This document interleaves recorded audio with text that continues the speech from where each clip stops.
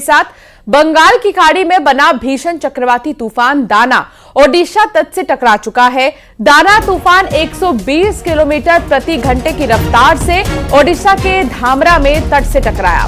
तूफान के असर से धामरा में बहुत ही तेज बारिश हुई है। लगातार अभी भी सिलसिला जारी है बारिश का। धामरा के अलावा केंद्रपाड़ा में भी तेज बारिश हो रही है। चक्रवात दाना के असर से आए तूफान और बारिश में केंद्रपाड़ा में तट पर बांधी गई 15 से ज्यादा नावें डूब गई हैं। केंद्रपाड़ा के अलावा पुरी और भुवनेश्वर में भी भारी बारिश हो रही है। ओडिशा के बाद तूफान दाना बंगाल की तरफ बढ़ेगा, जहां पर कोलकाता में पहले से ही तेज बारिश हो रही है। तो उधर कर्नाटक और तमिलनाडु के कई इलाकों में भी तेज बारिश से बाढ़ जैसे हालात बने हुए हैं। तो लगातार बारिश का सिलसिला और तूफान की वजह से बहुत ज्यादा नुकसान। ये 8 तस्वीर हम आपको दिखा रहे हैं धामरा ओडिशा की, जहां देखिए तेज तूफान की वजह से, बारिश की वजह से पेड़ गिर गए हैं।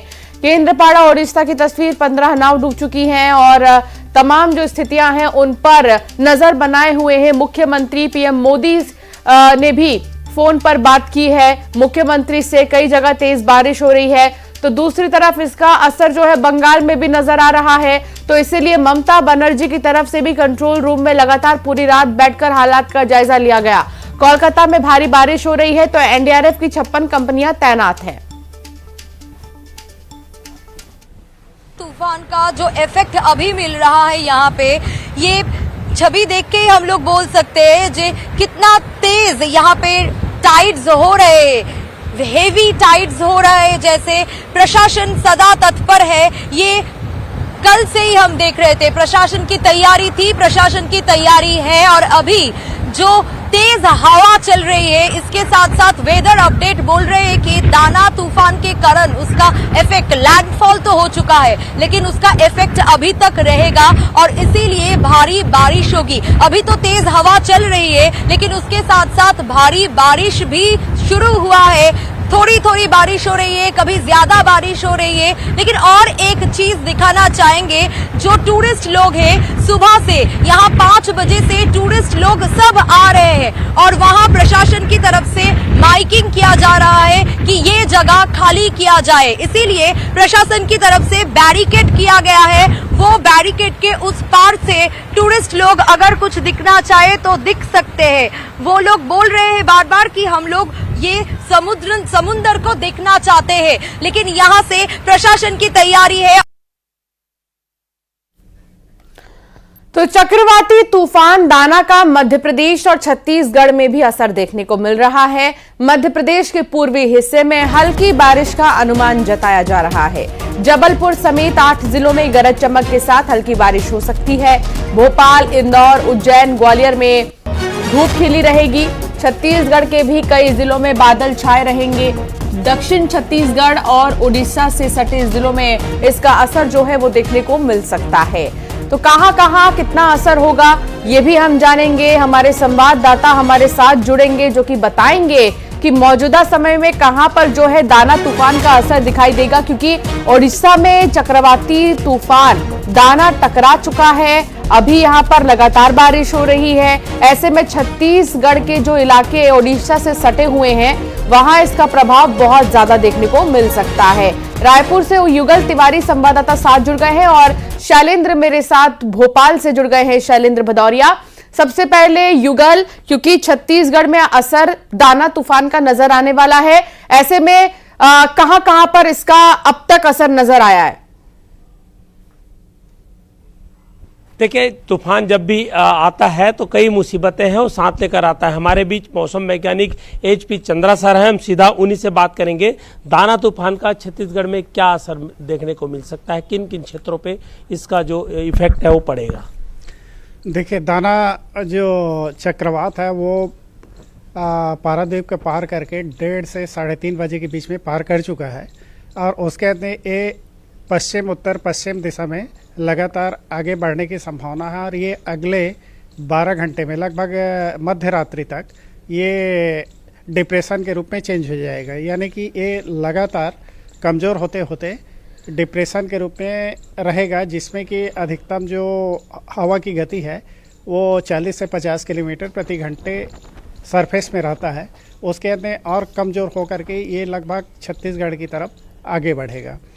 चूँकि आज की स्थिति पर देखें तो अभी दूरी काफ़ी ज़्यादा होने के कारण से यहाँ पर 15 से 25 किलोमीटर के बीच में हवा है वो चल सकती है। आंशिक रूप से बादल रह सकते हैं, हल्की बारिश है वो संभव है। बस्तर में क्या बारिश होगी या मध्य छत्तीसगढ़ है, जो उड़ीसा से लगे हुए जिले हैं वहाँ इस तरह की स्थितियाँ रहेंगी? अभी जो उड़ीसा से लगे क्षेत्र में है विंड स्पीड ज़्यादा रहेगा और जैसे जैसे हम दूर जाते जाएंगे वैसे वैसे विंड स्पीड कम रहेगा। क्योंकि आंशिक रूप से बादल रहेंगे तो जाहिर तौर पर शाम रात में हल्की बारिश है वो अभी चूँकि इसका ख़त्म होने में थोड़ा समय लगेगा तो जो 25, 26, 27 तक इसकी असर है रहेगा। लेकिन आज जो है हवा के रूप में ज़्यादा रहेगा, कल से बादल और पानी के रूप में ज़्यादा रहने की संभावना बढ़ रही है। बस्तर संभाग की यदि हम बात करें तो वहाँ पर आंशिक रूप से बादल रह सकते हैं, शाम या रात्रि में हल्की बारिश है वो संभव है। तो इस तरह के जो छत्तीसगढ़ में है दाना तूफान का असर है वो देखने को मिल सकता है और 27 तारीख तक अनुमान है कि बादल के साथ बारिश भी बरस सकते हैं। जी बिल्कुल, और थोड़ा इंतजार करना पड़ेगा। इसका असर अभी बॉर्डर वाले एरिया में नजर आ रहा है छत्तीसगढ़ के, लेकिन धीरे धीरे ये आगे भी बढ़ सकता है। बात करेंगे अब भोपाल की भी, तो शैलेंद्र, भोपाल में असर कितना रहेगा या मध्य प्रदेश के किस इलाके में दाना तूफान का असर देखने को मिल सकता है?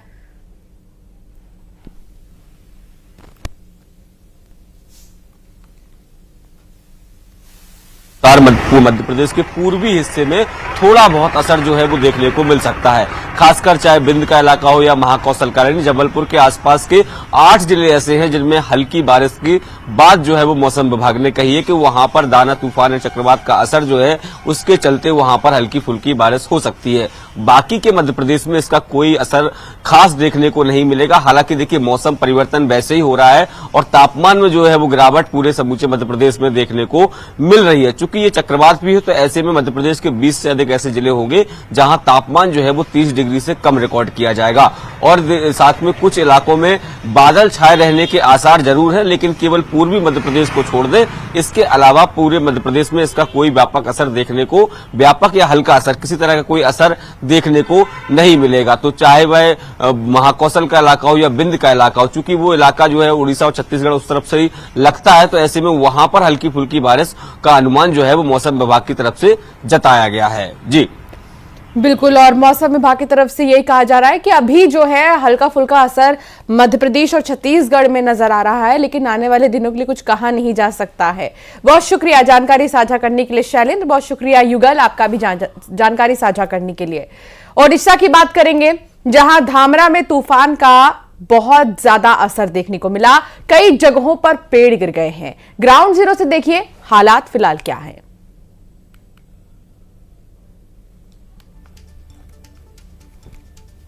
तो ये देखिए तस्वीर हम आपको दिखा रहे हैं, ये धामरा इलाके की तस्वीर है और यहां पर पेड़ गिर गए हैं। 120 किलोमीटर प्रति घंटे की रफ्तार से हवाएं चल रही हैं और इस बीच चक्रवाती तूफान का असर देखिए, हाई टाइड्स और पेड़ के गिरने की खबरें। बहुत से ऐसे हिस्से हैं जहां पर पेड़ों के गिरने की खबर मिली है और ये तस्वीर आप देखिए उन्हीं इलाकों की है।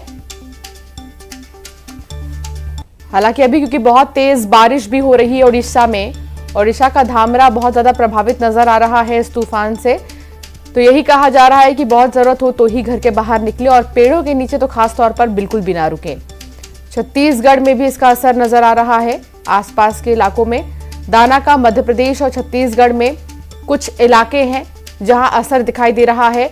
तो ये तस्वीर आपकी टेलीविजन स्क्रीन पर ओडिशा के धामरा की है, जहां पर पेड़ के गिरने के साथ साथ हाई टाइड्स देखने को मिल रहे हैं।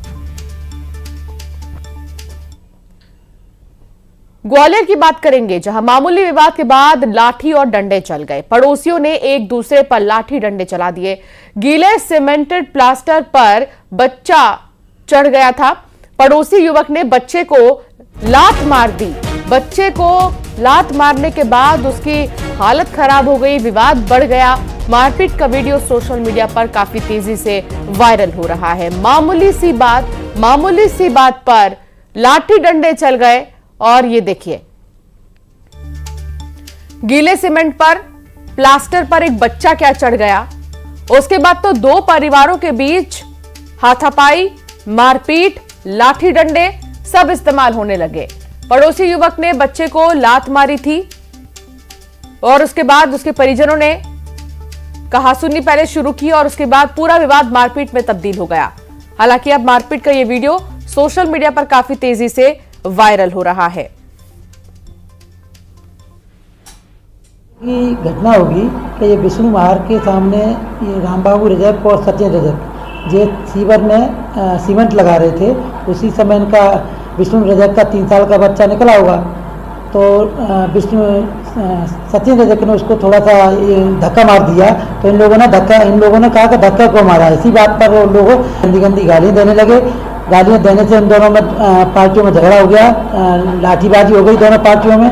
दोनों पार्टियों के रामबाबू के सिर में चोट आई और उनके विष्णु रजक के परिवार में भी चोट आई है।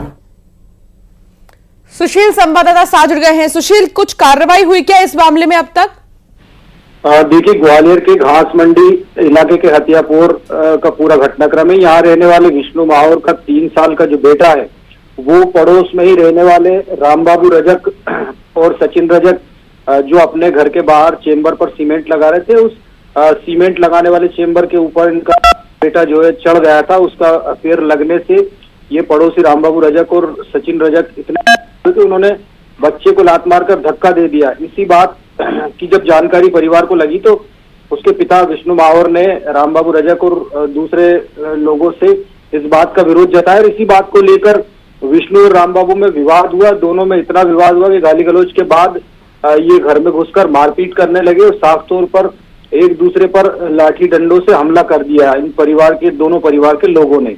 इस घटना का वीडियो भी सामने आया है। इसके बाद दोनों जो पक्ष हैं उनमें रामबाबू रजक और विष्णु माहौर दोनों को चोटें आई है और इसके बाद ये मामला थाने पहुंचा, ग्वालियर थाने, जहां पुलिस ने दोनों की शिकायत के आधार पर और ये वीडियो के आधार पर इसमें क्रॉस केस दर्ज कर दिया। दोनों के खिलाफ मारपीट और एक में सहित अन्य धाराओं में केस दर्ज किया पुलिस। अब ठीक है, बहुत शुक्रिया जानकारी साझा करने के लिए सुशील।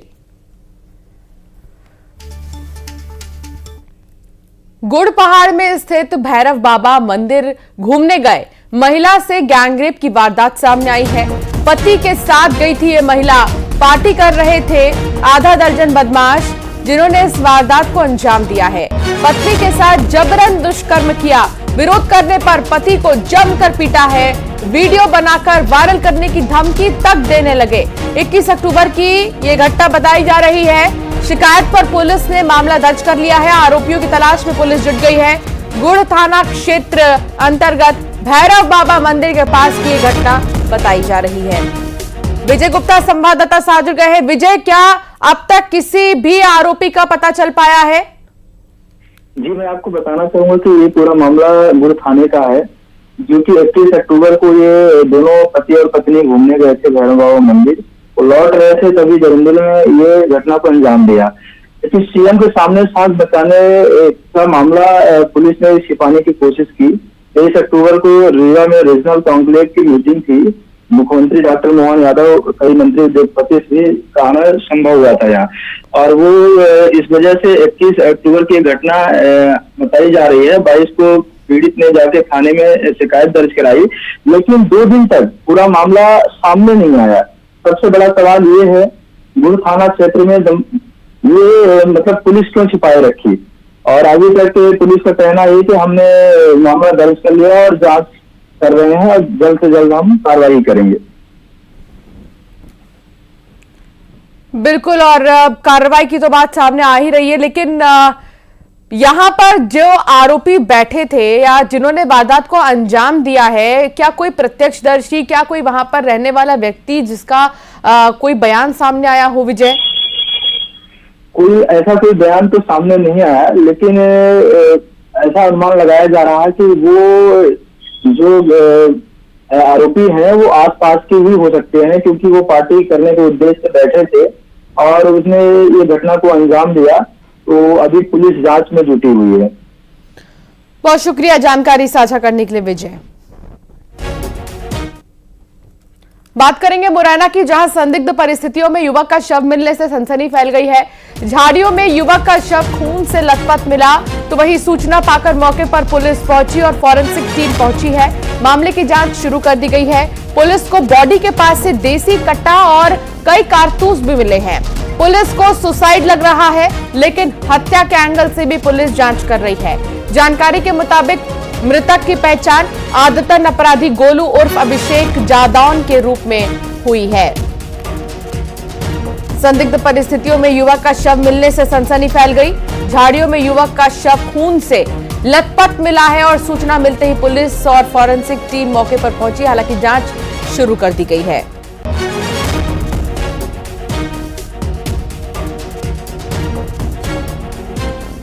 अमित संवाददाता साथ जुड़ गए हैं। अमित, कुछ पता चल पाया किसकी लाश है, क्या है, किससे कनेक्शन था, क्या कोई रंजिश से जुड़ा मामला?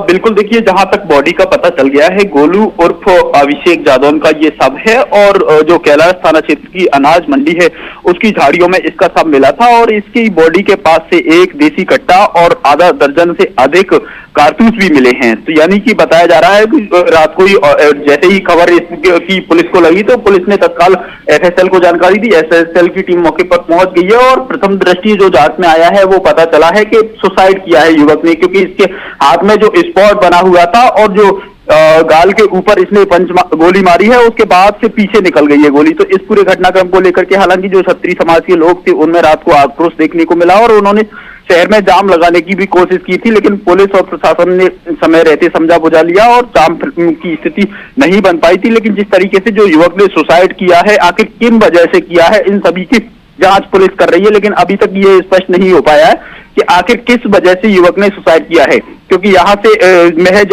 1 किलोमीटर की दूरी पर थाना है और जहां पर इसकी बॉडी मिली है वहां पर कोई निवास नहीं करता है और एकांत बात की वजह है कि उसकी बॉडी मिली है और बॉडी से कुछ ही दूरी पर उसकी बाइक खड़ी थी और 2 मोबाइल भी बॉडी के पास से बरामद हुए हैं। फिलहाल मोबाइल और इन सभी बिंदुओं को लेकर के पुलिस और एफएसएल की टीम जांच कर रही है और उसके बाद ही पता चल पाएगा कि आखिर किस वजह से युवक ने सुसाइड किया है। बहुत शुक्रिया जानकारी साझा करने के लिए अमित। इंदौर के महापौर पुष्यमित्र भार्गव का एक वीडियो वायरल हो रहा है, जिसमें वो फोन पर कहते नजर आ रहे हैं कि शहर के व्यापारियों की सजावट को न हटाएं, जो गाड़ियां रोड पर खड़ी हैं उन्हें हटवाया जाए, अगर गाड़ियां पार्किंग में नहीं खड़ी हैं तो इनका चालान काटा जाए। वीडियो में महापौर आगे कहते नजर आ रहे हैं, नहीं नहीं, थोड़ा खजराना जाओ, बंबई बाजार जाओ और चंदन नगर जाओ ना, आपको सब हमारे बाजार दिखते हैं, देखो आप व्यापारियों को परेशान मत करो। बयान जारी कर कहा, व्यापारियों को लेकर भी उन्होंने अधिकारियों को आदेश दिए हैं कि नो पार्किंग जोन में खड़ी गाड़ियों को हटाओ, ना कि व्यापारियों को। सुनिए। नहीं, थोड़ा खजराना जाओ, बम्बई बाजार जाओ, चंदन नगर जाओ ना, आपको सब हमारे बाजार दिखते हैं। ये कब करोगे? पहले वो करो फिर करना, रहेंगे आपको बंद करो सब। हाँ, तो आप एक आध जाके खजराना की रोड करो फिर भेजिए। कहाँ हो रहा हमारे आदेश का पालन कोई नहीं हो रहा। आप व्यापारियों को नहीं, आप मिथिलेश संवाददाता साथ जुड़ गए हैं। मिथिलेश, पुष्यमित्र भार्गव का एक वीडियो जो हम दर्शकों को दिखा रहे थे, हालांकि उसमें वो ये कहते नजर आ रहे थे कि व्यापारी जो त्योहारी सीजन में दुकानें लगाए हैं उनको परेशान मत कीजिए, बल्कि जो गाड़ियां नो पार्किंग जोन में खड़ी हैं उन पर कार्रवाई कीजिए। और दीपावली के पहले अगर इंदौर की बात करते हैं तो इंदौर के राजवाड़ा के आसपास में प्राचीन कई सारी दुकानें हैं, कई सारी बाजार हैं जहां पर लोग खरीदारी के लिए जाते हैं, चाहे राजवाड़ा है, सराफा बाजार, हाड़ा बाजार, चूड़ी मार्केट जो है, तो राजवाड़ा से लगे हुए कई छोटे छोटे गलियों में कई सारी प्राचीन दुकानें हैं। इंदौर की पहचान है, लोग वहां पे जाते हैं, सामान खरीदते हैं, साज सज्जा के सामग्री जो है वो फुटपाथ पर रेहड़ी वाले बेच रहे हैं। कहीं ना कहीं इन सब चीजों को लेकर एक बड़ा विवाद होता नजर भी आ रहा था। रोजाना एक बड़ी कार्रवाई हो रही थी, जो दुकानदार है जो फुटपाथ पर दुकान लगा रहे थे उन्हें हटाया जा रहा था। उन्होंने महापौर का विरोध किया था, नगर निगम का विरोध किया था, लेकिन अब महापौर ने इस पूरे मामले में 2 दिन पहले भी स्पष्ट एक जानकारी दिया था उन्होंने कि रेहड़ी और जो व्यापारी हैं उन्हें दीपावली त्योहार तक कोई परेशान नहीं करेगा, क्योंकि इन त्योहारों का ये जो परिवार के लोग इंतजार करते हैं इनके परिवार। लेकिन अब इस बीच जो एक उन्होंने बयान दिया, जो बातचीत में वो कह रहे हैं कि खजराना और चंदन नगर और बॉम्बे बाजार के जाके देखो। अब इस पर लेकर सियासत शुरू हो चुकी, क्योंकि बिल्कुल, और सियासत भी शुरू हो चुकी है इस मामले में। हालांकि बड़ी बात यह है कि त्योहारी सीजन में पुष्यमित्र भार्गव की तरफ से व्यापारियों को सहूलियत देने की बात भी की गई है। बहुत शुक्रिया जानकारी साझा करने के लिए। मध्य प्रदेश के रतलाम जिले ने इतिहास रच दिया है। रतलाम का सरकारी स्कूल वर्ल्ड में नंबर 1 बन गया है। इनोवेशन कैटेगरी में नंबर 1 बना है। सरकारी स्कूल यूके और थाईलैंड को भी पछाड़कर नंबर 1 बन चुका है। 100 देशों के हजारों स्कूलों से नंबर 1 बना है। लंदन में हुई नंबर 1 की घोषणा मुख्यमंत्री डॉक्टर मोहन यादव ने इस पर बधाई दी है। बहुत बड़ी बात, मध्य प्रदेश के रतलाम जिले ने इतिहास रच दिया है, कमाल कर दिया है। और खुशी की तस्वीर आप देखिए टेलीविजन स्क्रीन पर, जहां तिरंगे को हाथ में लेकर तिरंगा फहराया गया और खुशी जाहिर की गई है कि भारत का नाम रोशन हुआ है रतलाम के जरिए नंबर 1, क्योंकि यहां का सरकारी स्कूल वर्ल्ड में बन गया है। सुधीर संवाददाता साथ जुड़ गए हैं। सुधीर, इतिहास रच दिया रतलाम ने तो, वर्ल्ड में नंबर 1 स्कूल सरकारी। जी बिल्कुल, देखिए सरकारी स्कूलों की जो स्थिति होती है हम सभी को पता है। आमतौर पर नेगेटिव खबरें स्कूलों से आती है, सरकारी स्कूलों से, सरकारी महकमे से। लेकिन रतलाम का ये वो सरकारी स्कूल है जो ना कि जिला, प्रदेश, देश बल्कि पूरे विश्व में अब डंका बजा चुका है। और स्कूल के जो प्रिंसिपल है, जो करता धरता है, वो हमारे साथ है। उनसे जानते हैं कि आखिर उन्होंने क्या नया किया और कैसे रतलाम के स्कूल का नाम पूरे विश्व में रोशन किया है। सर आप बताएं, क्या है ये पूरा सिनेरियो, कैसे यहां तक पहुंचे, क्या है पूरा बताइए आप, क्या हुआ है। वास्तव में जब हम आज से 2.5 साल पहले इस विद्यालय में आए थे, सीएम राइज योजना के तहत, जो मध्य प्रदेश सरकार की एक योजना है और जिसमें शिक्षा के उन्नयन के प्रयास के तहत स्कूलों में स्टाफ अवेलेबल करवाए गए हैं, सुविधाएं दी गई है। तो हम जब यहाँ आए तो हमने वही चुनौतियां यहाँ देखी जो सरकारी स्कूलों में आमतौर पर पाई जाती है।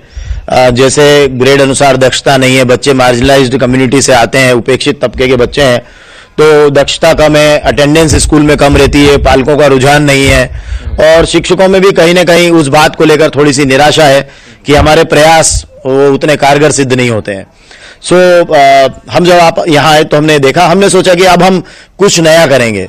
हमने अपने जो सीनियर टीचर्स हैं, जो टीम मेंबर्स हैं, उनके साथ पहली मीटिंग में ही तय किया कि हम लोग एक मैकेनिज्म को प्लान करेंगे जिसमें हम इन सबको एक साथ जोड़ेंगे। और वो हमारा मैकेनिज्म था साइकिल ऑफ ग्रोथ, जिसको वर्ल्ड की संस्था T4 एजुकेशन ने इनोवेशन की कैटेगरी में विश्व में टॉप जगह दी है। टॉप जगह दी, मैम कैसा लग रहा है और कैसा फील कर रहे हैं? कल तो बहुत एंजॉय किया आप लोगों ने। बहुत गर्व की फीलिंग हो रही है और ये केवल मध्य प्रदेश के लिए ही नहीं बल्कि पूरे भारत के लिए एक बहुत बड़ी उपलब्धि है। तो हमें बहुत गर्व की अनुभूति हो रही है और हमारे स्कूल के ऊपर भी हमें बहुत गर्व है। आप पढ़ती है बेटे इस स्कूल में? Yes sir. कैसा लगा कल? बहुत अच्छा लगा। बहुत अच्छा लगा आपको? कल बहुत गजब का सेलिब्रेशन हुआ। सर बड़ी बात यह है कि बहुत मेहनत लगती है, मैंने देखा संसाधन बहुत कम है आपके, लेकिन उसके बावजूद आप इस मुकाम पे पहुंचे, तो कितनी मेहनत लगी आपकी? हमारी नई बिल्डिंग अभी बनना बाकी है, काम चल रहा है और हमें अभी अपनी पुरानी बिल्डिंग में कुछ कम रिसोर्सेस के अंदर काम करना पड़ रहा है। देखिए कई ऐसी भी चीजें हैं जो नहीं है, बावजूद इसके यहाँ के स्कूल की अगर बात करें तो इतिहास रच दिया सरकारी स्कूल ने और नंबर 1 पूरे वर्ल्ड में। बहुत ही क्रिएटिविटी और बहुत ही अच्छे टैलेंट्स के साथ जो है ये स्कूल उभरा है। बहुत शुक्रिया सुधीर जानकारी साझा करने के लिए। फिलहाल बुलेटिन में इतना ही।